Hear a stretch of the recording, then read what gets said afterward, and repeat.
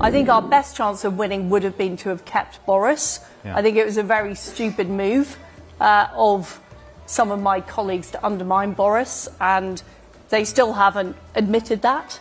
And that's another bit of the analysis that needs to be done. As the Conservative Party conference is taking place and encompassing the Conservative leadership election, all the candidates are out there scrapping with each other, pulling each other's hair out and scratching each other's eyes out. As this is taking place, Boris Johnson has arrived in the room as such with a new book. Former Prime Minister Boris Johnson has said he believes the COVID pandemic was caused by a leak from a laboratory in China and did not originate in unsanitary conditions in a Wuhan market.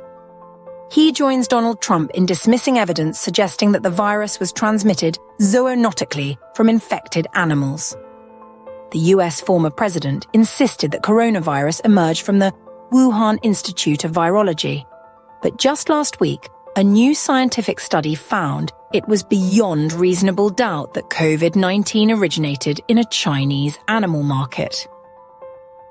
In his memoir, Unleashed, which is being serialized in the Daily Mail, Mr. Johnson writes, "The awful thing about the whole COVID catastrophe is that it appears to have been entirely man-made in all its aspects. It now looks overwhelmingly likely that the mutation was the result of some botched experiment in a Chinese lab. Some scientists were clearly splicing bits of virus together like the witches in Macbeth, eye of bat and toe of frog, and oops, the frisky little critter jumped out of the test tube and started replicating all over the world." China has strongly denied that a lab accident set off the pandemic, and in 2021, an expert group led by the World Health Organization concluded after an in-depth investigation that the virus probably spread to humans from animals and that a laboratory leak was extremely unlikely. Now I want to tell you why I think Boris Johnson has chosen this week of all weeks to launch his book. The leadership candidates are all a gift to the Labour Party. All of them are uninspiring and they're not going to win the hearts and minds of the country. Boris Johnson knows this. And he is loved and adored by most of the membership, the Conservative membership, who decide who the leader is. And Boris Johnson is obviously just showering all over these candidates saying, it should be me, not you. I'm the only person that is going to beat Keir Starmer when the election comes. And he is rewriting history with his memoirs about being in office and doing what he does so well, lying, reinventing everything with bluster and almost like a childlike deployment of description, which excites his base. The Conservative Party is ruthless. Whichever of the candidates wins, which looks like it's either Robert Jenrick or Kemi Badenoch, their ratings won't be good. And at some point, the Conservative Party will think, actually, this is a disaster and no hope, and they may be tempted to go back to Bunter. And with Nigel Farage also rising up in popularity with a certain cohort, we could be looking again at a repeat of the coalition which was first formed for the Brexit referendum in 2016 and again in 2019. Do not forget that it was Nigel Farage's deal with Boris which ensured he won that majority. And they will be eyeing that together with their strategists. And I'm pretty sure that together they're thinking this is the only way we're going to wrestle power back from the Labour Party. Be afraid, because Keir Starmer has made a lot of mistakes. He's trapped himself in with ludicrous, unworkable Brexit red lines, which means he won't free up the economy like he's promised. He's made errors in comms around these gifts that he's received, which he has broken no rules. The system is the system. Every politician has to do whatever they can to get funds in and use the expenses as adeptly as you possibly can. If a donor offers to pay for your wardrobe so that you look smart, you're not going to refuse that. And that is why we are where we are. But they didn't manage the responses to this well, and it doesn't look good. Much more. It's just not the same. I mean, I have an easy job, I guess, but I mean, people who have an office job, they get to go home and then they get to spend time with their family. They get to go to the football at the weekend. These guys are, and Starmer is genuinely, selflessly devoting himself to this thing. He's not mucking about. He's not Boris Johnson. He really is. I am persuaded by that. It's not a con. Also, with reference to Muriel's point, and she only makes it as a sort of general point, but it's a thing that Tories have been shouting, or Tory supporters, and frankly, Times opinion, Times leaders, Times readers, all going, oh, they made a fuss about the Tory freebies. No, they didn't. It wasn't Tory freebies. It was Tory corruption. It was Tories making legislation about what people could and couldn't do with it during COVID, and then doing whatever they wanted. It was Tory cabinet ministers giving multi-million pound contracts to their friends. It was wallpaper as well. That was a joke story in the context of all of that. That wallpaper carries wallpaper. It didn't. Nobody really said it was hypocrisy. They just laughed at Boris because he had another girlfriend and more children and gold wallpaper, and it was all a bit silly. It isn't comparable. What the Tories were doing was corrupt and terrible and went on for years and years and years.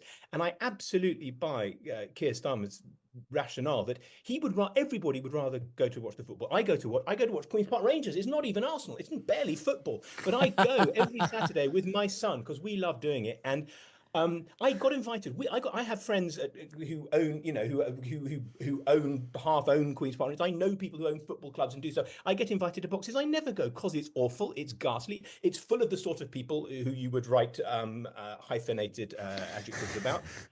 And you don't want to sit in there, with the window, so you can't necessarily see the so you don't hear the football as well. There's food. There's some more wine, sir, they say, and you leap up when you scored and not the whiner. It's awful. And Keir Starmer doesn't want to be there. And and he should be. He's allowed to do that. And as for the clothes, it's nothing. It's a drop in the ocean. If Keir Starmer cared about suits, if he cared about material things and cars, he would have stayed a barrister. He'd have stayed within the law, which is a sort of pariah profession that people go into when they sort of graduate top of their university. How can I turn this into money? I'll go into the law. I'll do the small print on Roman Abramovich's employment contracts and take $3 million a year. That's scummy behaviour. And then you can buy all the football tickets and suits you want. Okay. He's chosen the life of service, and he's entitled to a few grand in suits. And Lord Ali, he's had all the benefits he could ever have got from knowing politicians. Well, that's just what I was about to ask you. There's nothing left there's nothing coming back the other way. What about Rachel Reeves and the clothes from her friend who knows about clothes? Whoever gave Rachel Reeves those clothes is going to be paying CGT in line with top rate income tax and paying the VAT on their kids' school fees, aren't they? They can't change policy. It is nitpicky little people who know nothing about politics or media or anything, and it's all corrupt. They're just jealous little hovel-dwelling scrotes. Okay. See corruption. They think they're so clever to spot corruption. I'm absolutely convinced. I'm a conservative. I've mostly voted Tories. The Labour Party, ghastly commies. I hate them all. But these people are not corrupt. They're not. I'm happy to criticise Keir Starmer over Brexit. I'm happy to criticise Keir Starmer over his control freakery. But to give him his dues, I don't believe that he has, I don't believe he is full of sleaze. I think he is an honourable man personally, but that's my opinion. I mean, I thought it was interesting that, as we saw there, that Nigel Farage has ruled out working with Rishi Sunak, but hasn't specifically ruled out working with anyone else. I thought, if we were talking in football terms, I thought there maybe was an element of a come and get me plea there. Yes. with that intervention. But no, I mean, you're absolutely right. I mean, why a small but significant number of Tory MPs are now starting to talk about, is there any route that we can get Boris back as leader? And is there? Well, they seem to think too. Sort of allies of Boris Johnson have effectively put forward two scenarios. One is the high risk strategy: you parachute him into a by-election, see if he can get back that way, but it would have to be such a rock-solid Tory seat because, as we've seen, they're not holding by-elections where they've got majorities of 20,000 plus. The other even more incredible theory is that basically Rishi Sunak is deposed, a Boris ally then takes over as interim Prime Minister. Yeah. But as Prime Minister only, Boris Johnson takes over as Tory party leader. And the Tory, my understanding is the Tory party rules don't stipulate the leader has to be a member of Parliament. He takes over as leader, runs for a seat in that general election as the sort of the figurehead Prime Minister, if you like. And that's how they get him back in. Now, again, as I say, it sounds fantastical, but they are basically clutching at straws. Yeah. Well, With questions for you. First of all, do you think this is the last we're going to see of Boris Johnson in the political arena? I think the anger that you saw there from Tobias Ellwood will become the mainstream view of the Conservative Party. I don't think he's got any future in the Conservative Party whatsoever. And this idea he'd be allowed to fight a safer seat than Uxbridge, well, hang on. He's effectively gifted Uxbridge to the Labour Party, and who knows, the other seats could go Lib Dem. We'll find out very shortly. So I think he will be seen to be doing damage to the party, his allies calling for a civil war. No, Boris Johnson's road with the Conservative Party is coming towards an end. That's a really interesting caveat, with the Conservative Party. But he's got some road politically elsewhere. If he wants to.